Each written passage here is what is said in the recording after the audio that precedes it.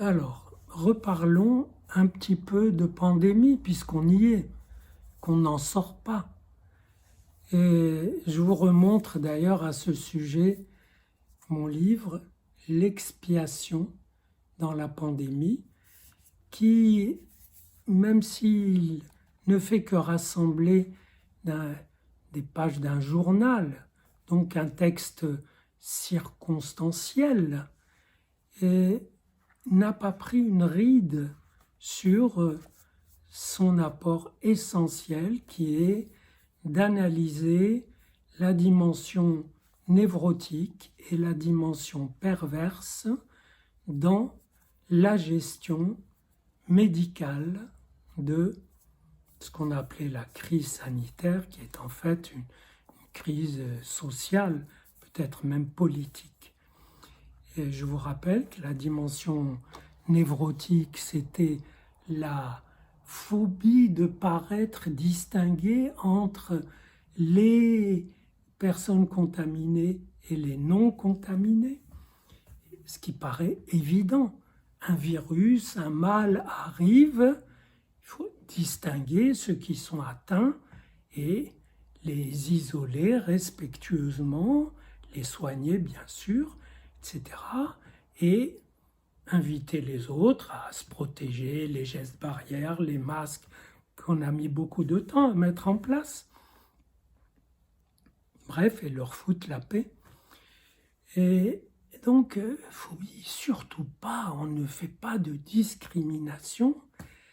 Et maintenant, on discrimine, mais on traque les gens qui ne sont pas vaccinés pour des raisons variables, qui ne sont pas toutes folles, loin de là.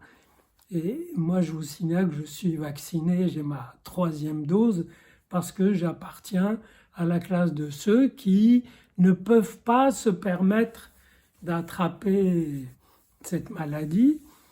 Et bon, mais où on en est aujourd'hui?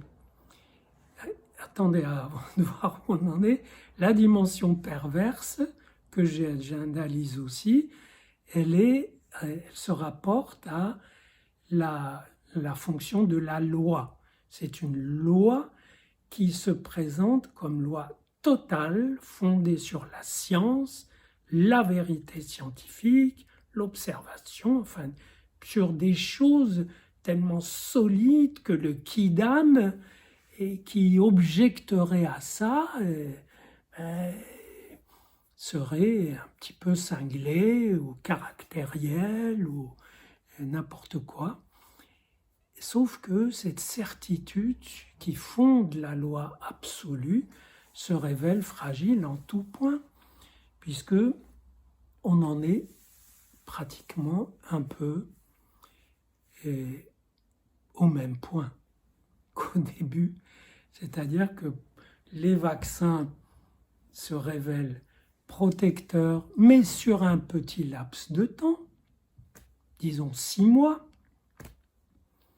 Entre nous, les laboratoires qui les ont vendus à prix d'or et qui ont empoché des milliards devraient rembourser une partie importante parce qu'il y a eu mensonge sur le produit.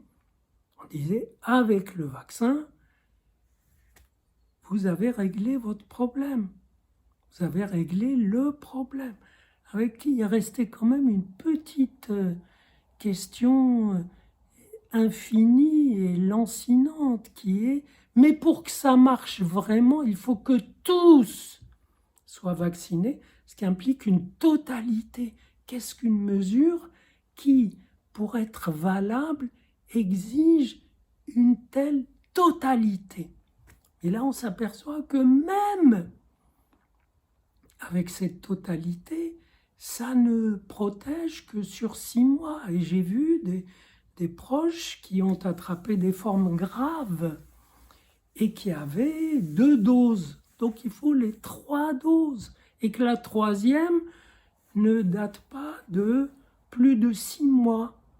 Autrement dit, il y a eu vraiment mensonge sur le produit qui a sa valeur, qui a son intérêt, mais qui est très limité. Ça n'est pas du tout ce qu'on racontait, mais ça n'est qu'un mensonge de plus qui s'ajoute à tous ceux qu'on a connus, que les gens ont à la fois intégré et éliminé, parce que les gens ne peuvent pas vivre, on ne peut pas vivre en absorbant des mensonges qui restent à vif dans le corps et dans l'esprit. C'est pas possible. Donc ils les ont éliminés, ils les ont oubliés, mais ils peuvent se les rappeler à l'occasion chaque fois du dernier mensonge. Et ben, le résultat, c'est que si on en est à peu près comme au début, ben, il faut réanalyser ce qu'on n'a pas fait au début et qui doit consister en une distinction intelligente, une discrimination qui discerne et qui ne fait pas de la névrose ou la phobie de la différence, mais qui différencie ce qui doit l'être et qui s'abstient de régenter totalement la vie d'une totalité de population, parce que clairement, ce n'est pas possible.